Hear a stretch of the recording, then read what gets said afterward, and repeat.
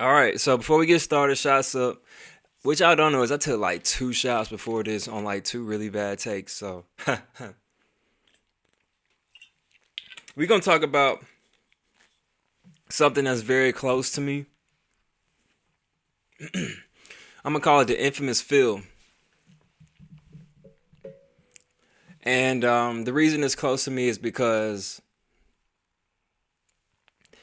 this is the reason that you see the superstar right here, right now, in your face. Bruce D. Roy, Dee Brown, D. Brizzle, Mississippi, all that.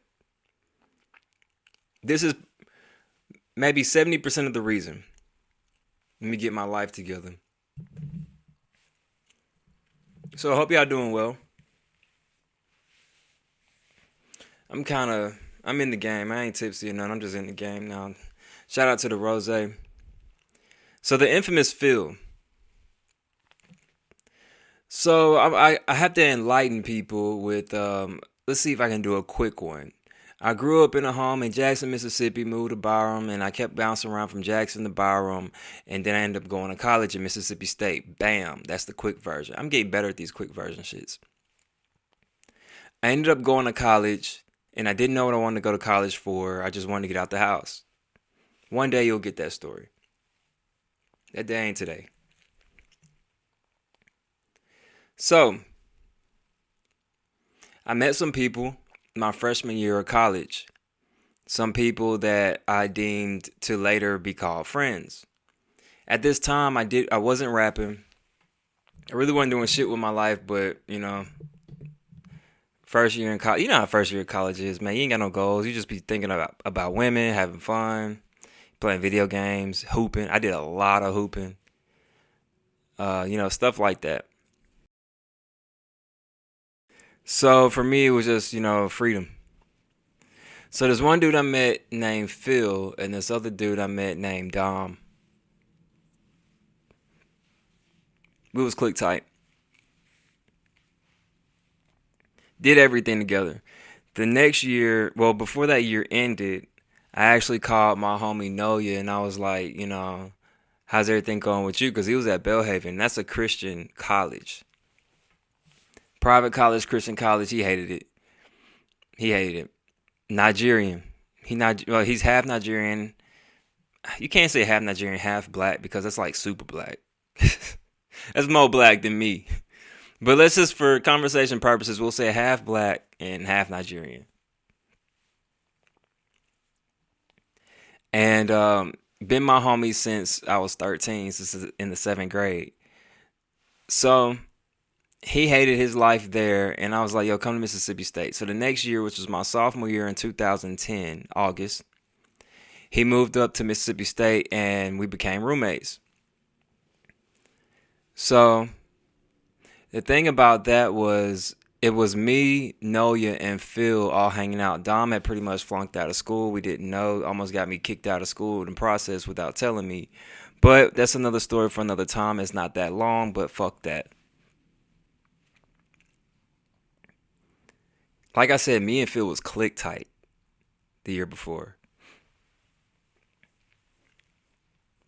And Phil wasn't from Mississippi. He was from up north.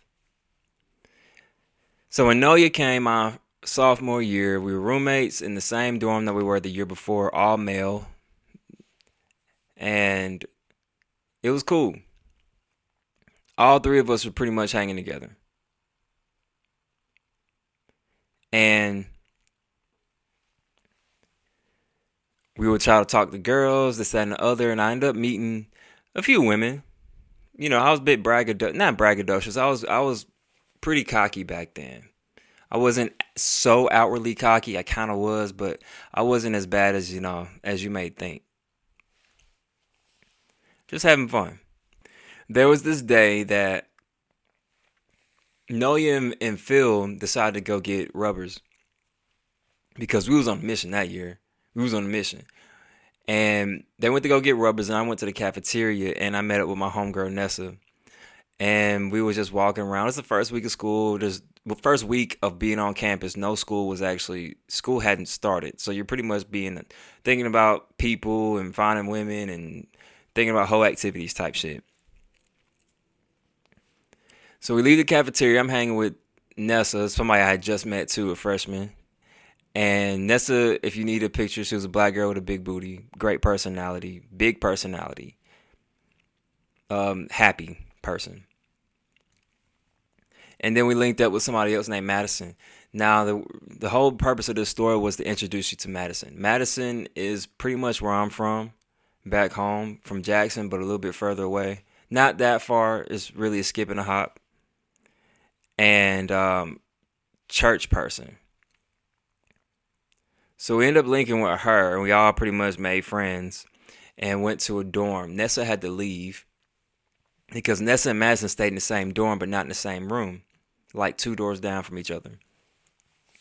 So me and Madison was cool or whatever, and I honestly don't remember if it was the same day because we had vibed and joking, and it was pretty good energy.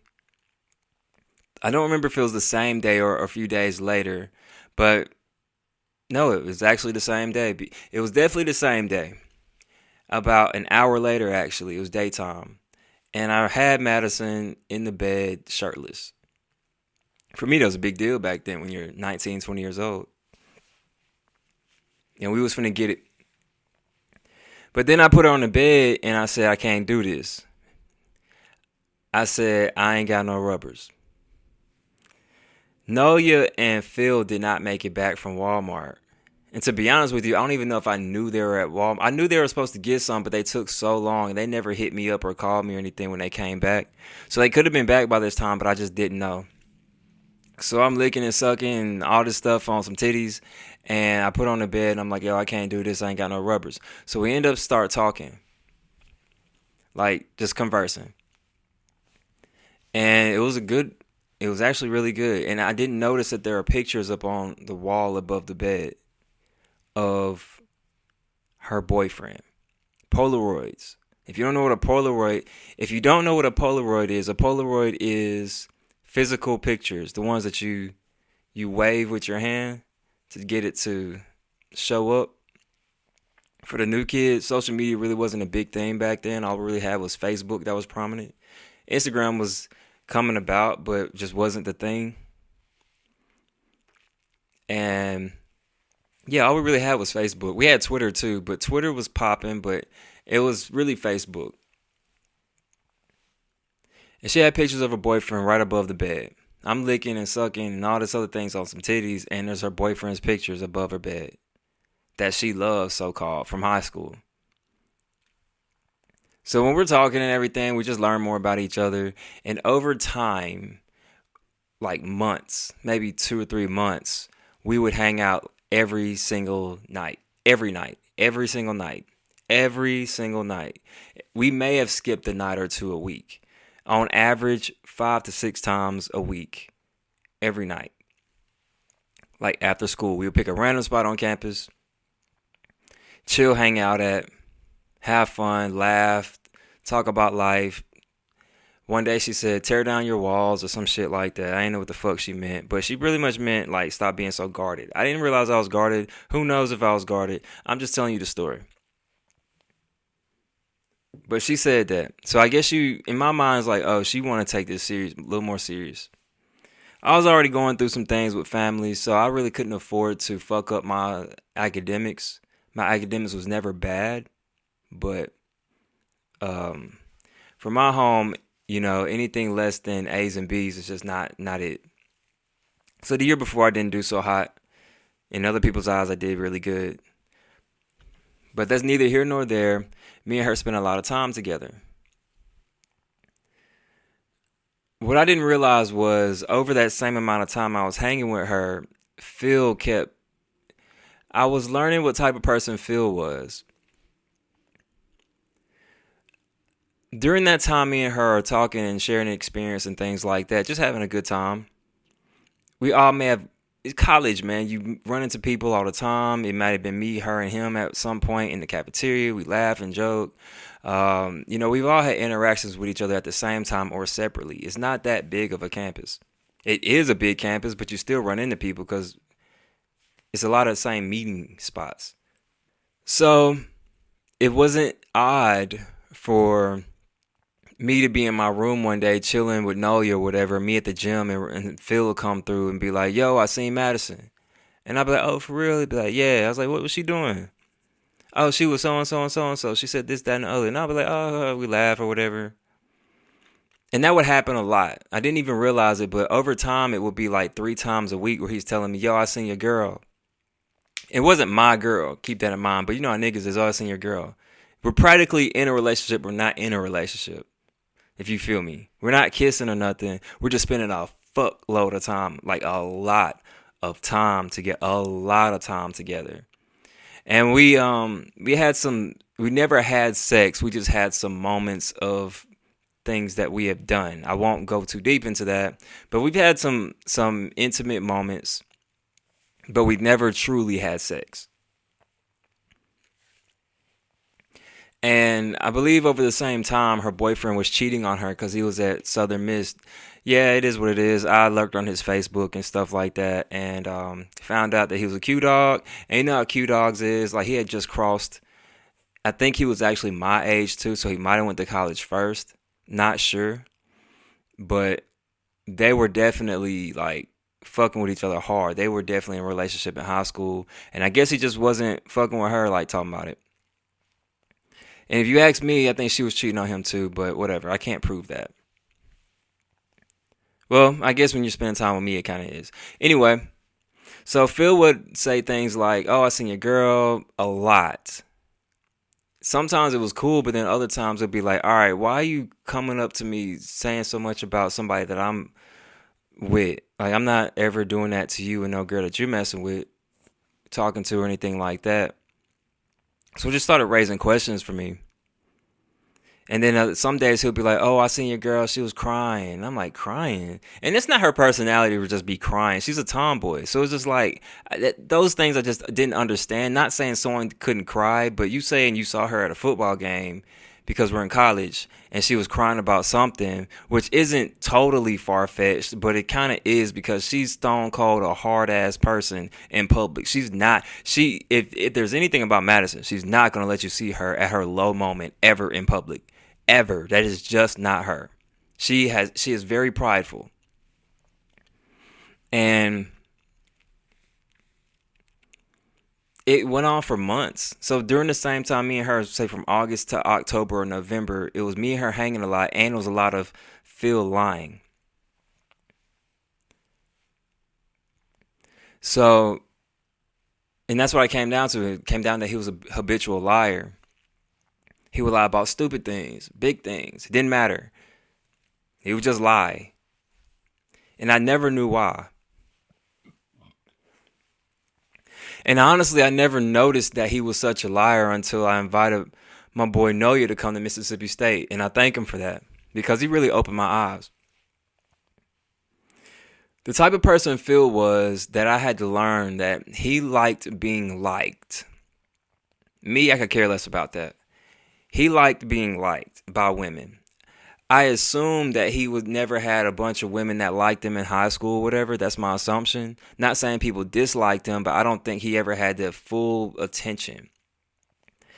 And he did things that pretty much he did anything to make a female friend feel like he was a good person or a likable person. He was, for his lack of a better term, he was a simp.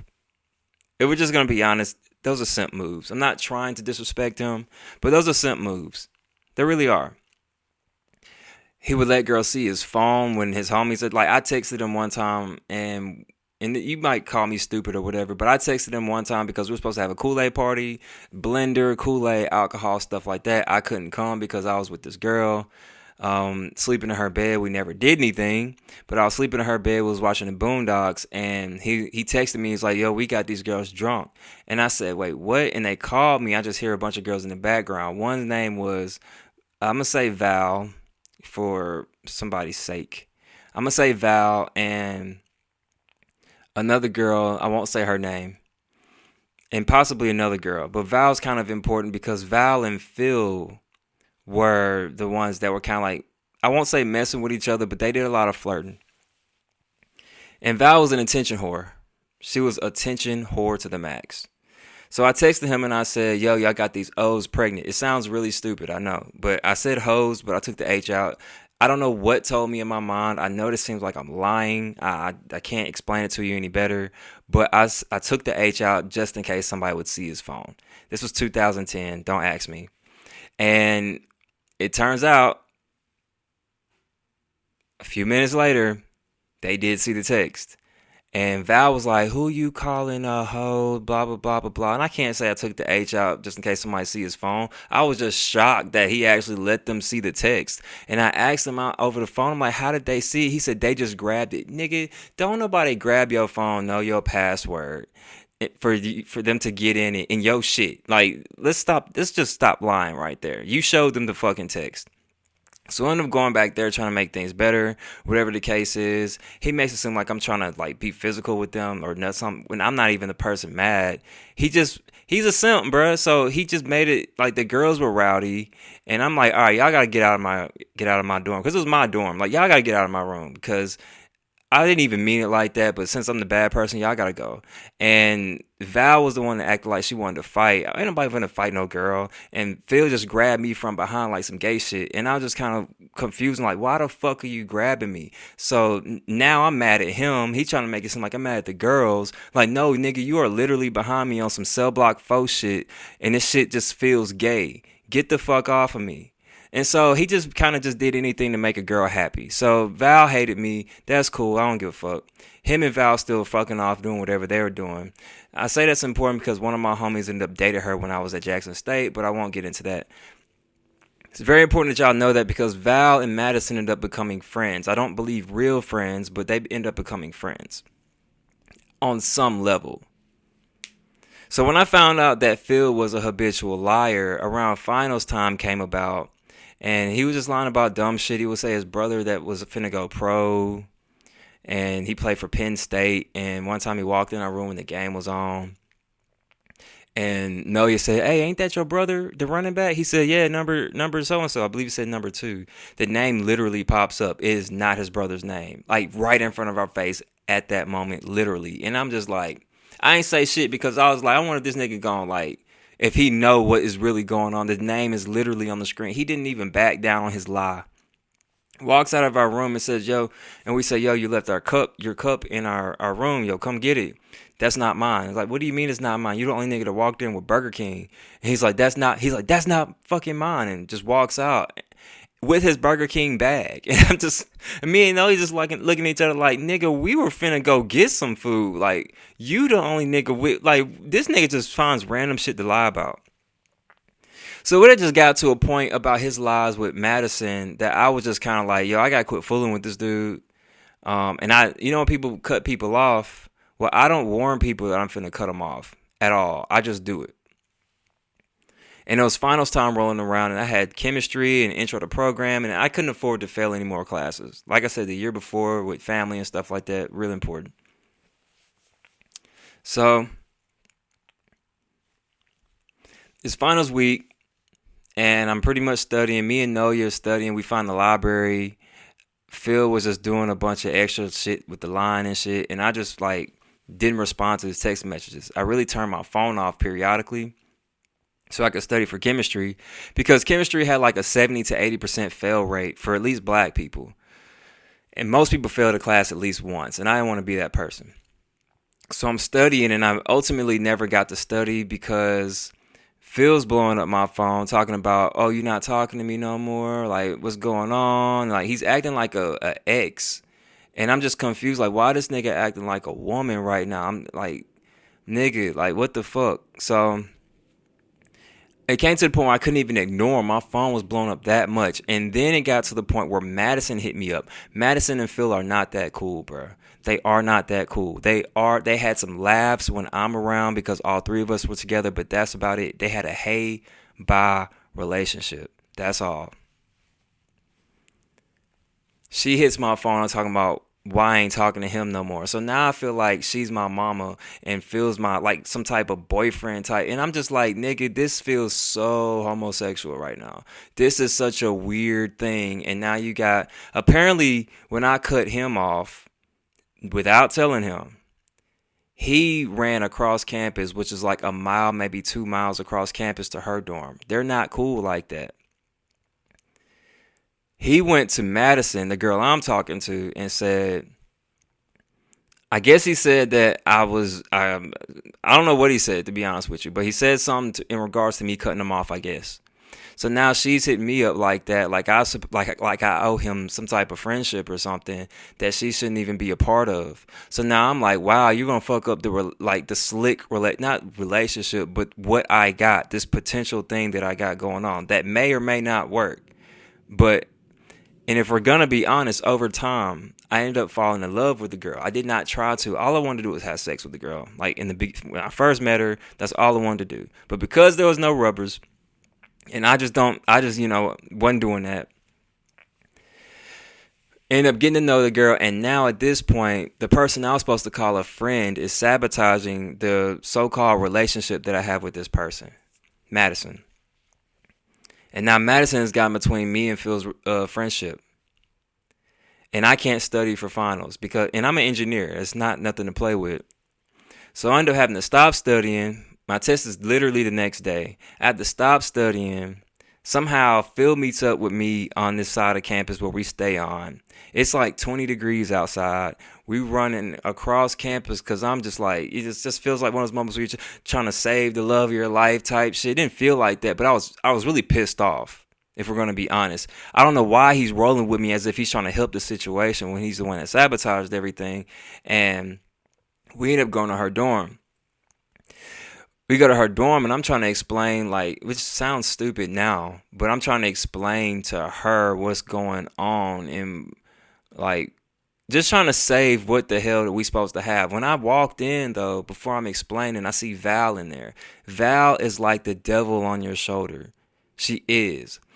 You can like me or dislike me. She was just a messy person. Period. She was just a messy person. I think she's a bad person. I think she's super conceited. I think if she's not the prettiest girl in the room, and she's not pretty. She has a nice butt, but she's not pretty. And if her personality was better, maybe so, but really she's not. She's not. It was the big butt that got everybody on campus, googly-eyed. But she was too loud and she was too into herself. Someone else who wasn't used to attention. So she made the situation worse. Madison ain't gonna look like no punk in front of no girl. So she's gonna hold tough. And once that happened, like, everything was pretty much done. Like, the whole whatever we had is over at this time. I was broken. I was completely broken. I was like, wow, family shit's going wrong. All I was trying to do was study. I can't even study no more or focus. Now the one thing that made me happy during this year, which was Madison, that's done because I have a jealous friend named Phil who fucked everything up, who's just a habitual liar for no reason. So I was broken. I walked down the stairwell at this dorm, and I just broke down. And Phil is watching me. Like, I'm sitting on the steps, and he's just watching me as if he cares. That's some bitch ass shit, bro. That's some real bitch ass shit. I should have beat his ass. I really should have just looked at him and whooped his ass. But my world was done. That was my first time being in love, by the way. Madison didn't love me. She definitely had feelings for me, but she didn't love me. I was in something completely different. How I felt for Madison was how she felt for her boyfriend that was cheating on her. She was in a love triangle. She was in a love triangle situation, and I was the rebound. And I ended up falling for the girl who basically rebounded me. So it was just bad, man. It was just all around bad. And she really just couldn't be involved with me no more, if we're just going to be honest. Maybe that was a scapegoat for her. I'm not sure. But I ended up basically being forced to be cool with Phil because of that. And I think I was only cool. I didn't forgive and forgave, but I forgived because I was bringing hope that maybe Madison will come back around. But Madison kept doing things worse and worse over time to kind of like she was trying to look like somebody in front of her friends. That's all. Her friends were probably just like me, to be honest with you. Her friends probably even felt for me, probably even felt bad for me. But they're all friends, so they're not going to show her that. So, as time went on during that finals week, I kind of went back to the ways of I'm not fooling with Phil no more. So me and Noya hanging out even more, and I'm smoking now even more, smoking weed. And Phil had came up with this bad lie because he realized I wasn't hanging with him again. He texted me and said that his mama got in a bad car wreck and she might not make it. I looked at that phone as we were smoking weed outside in the woods. Yes, in the woods. I looked at that phone, that text message, as me and Noy were smoking in the woods in between the campus and some apartments, and laughed at it because I already knew he was lying. And we was high. So we ended up going to his room anyway, and he literally has this puppy dog face like a little child. He was making this face on purpose. It's the biggest bitch shit I've ever seen. The biggest bitch shit I've ever seen in my life. We still believed him or whatever, and it turned out like maybe a week later, we was like, yeah, man, his mama got in a wreck, this, that, and the other. Somebody was like, wait, what? They said, nah, his mama ain't getting no fucking, like, that's what he told you? Nigga, she was in a small collision and she was out the hospital in about an hour. And we was just like, wow, this nigga really pulled some shit like, so yeah, that nigga he was really a fuck nigga. And ultimately, I realized, I think I know why he did all that lying when it came to me and Madison, basically lying on her to me and vice versa. He wanted to keep me as a friend. He saw my hometown friend, me and him hanging out a lot, and I think he was jealous of that.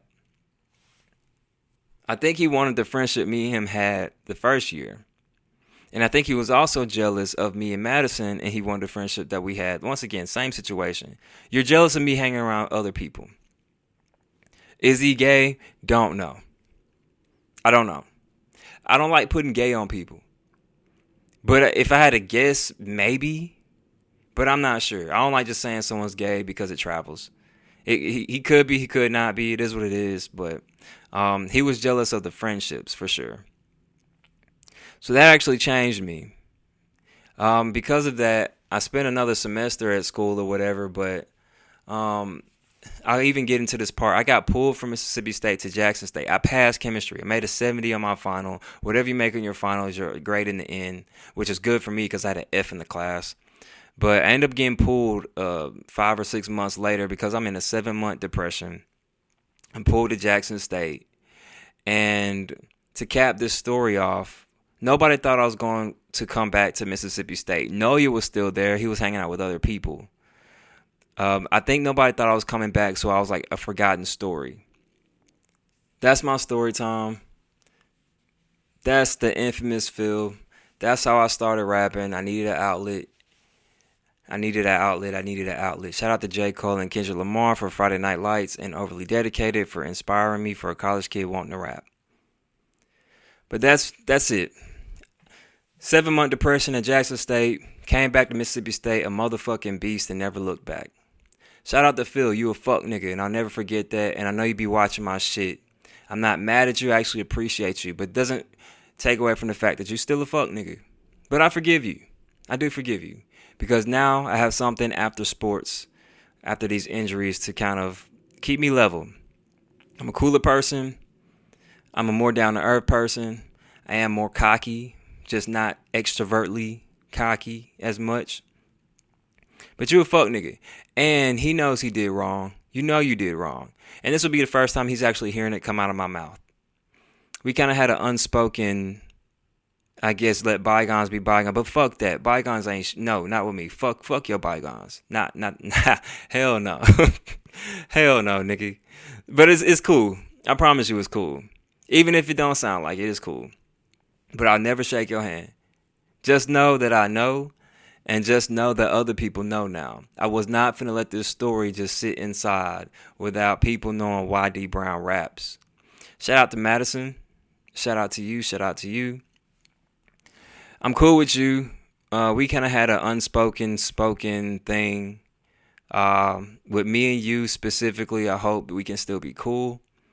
And if we can't, I'm not being friends with Phil for you. No. but you're beautiful and I love what you're doing right now.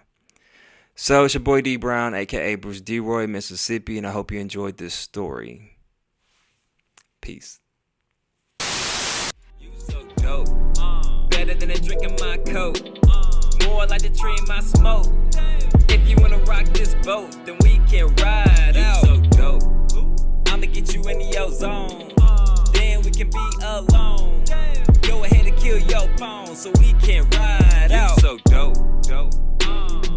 What? You so dope. You so dope. You so dope. You so dope. You so dope. You so